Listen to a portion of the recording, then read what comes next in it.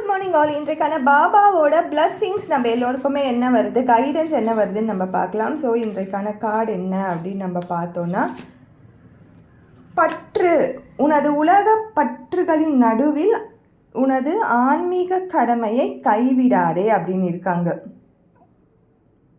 So இந்த பற்று அப்படின்ற விஷயம் வந்து நம்ம ஒரு ஒரு விஷயத்துக்காக பாபா கிட்ட வேண்டியிருப்போம். அந்த செயல் முடிஞ்ச உடனே, அந்த விஷயம் முடிஞ்ச உடனே கொஞ்சம் கொஞ்சமாக வந்து என்ன பண்ணுவோன்னா, கோவிலுக்கு போகிறத வந்து சரி இந்த வாரம் வேண்டாம், நம்மளுக்கு இந்த வாரம் வேலையாக இருக்குது, அடுத்த வாரம் போகலாம் அப்படின்லாம் நம்ம நினச்சி நம்மளுடைய ப்ரியாரிட்டைஸ் பண்ணியிருப்போம்.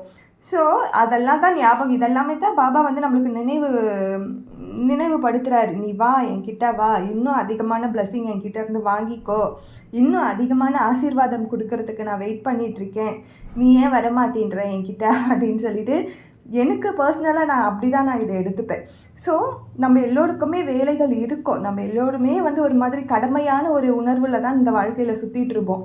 ஆனால் இதையும் தாண்டி இந்த ஸ்பிரிச்சுவல் லைஃப்க்கும் நம்ம கண்டிப்பாக டைம் கொடுக்கணும்.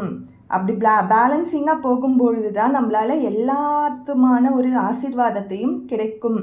ஸோ கடவுள்கிட்ட போனால் மட்டும்தான், அவர் பார்த்தா மட்டும்தான் ஆசீர்வாதம் கிடைக்குமா? அப்படி கிடையாது. நம்மளுக்கான செல்ஃபான ஒரு சாட்டிஸ்ஃபைடு இருக்குது இல்லையா? நம்ம இன்றைக்கி போய் பாபாவை பார்த்துட்டு வந்தோம், நம்ம பாபாவுக்கு இன்றைக்கி பூஜை பண்ணோம், நான் பாபாவுக்கு இன்றைக்கி ஒரு 2 பூ வச்சேன், பாபாவை நினச்சி நான் ஒரு ஒரு ஒரு 10 வாட்டி அவர் பேரை சொல்லி பார்த்தேன், இப்படின்லாம் சொல்லும் பொழுது நம்மளுக்கே ஒரு செல்ஃப் சாட்டிஸ்ஃபைட் கிடைக்கும்.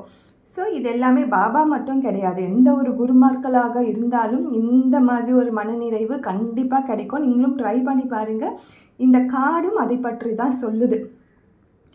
உலகத்தில் இருக்க தான் செய்யும். அதையும் தாண்டி நம்ம ஸ்பிரிச்சுவலாக ஒரு ஜேர்னி நம்ம ஸ்டார்ட் பண்ணும்பொழுது தான் லைஃப் வந்து ஒரு ஃபுல்ஃபில்னஸை நோக்கி பயணிக்கும். Thank you so much.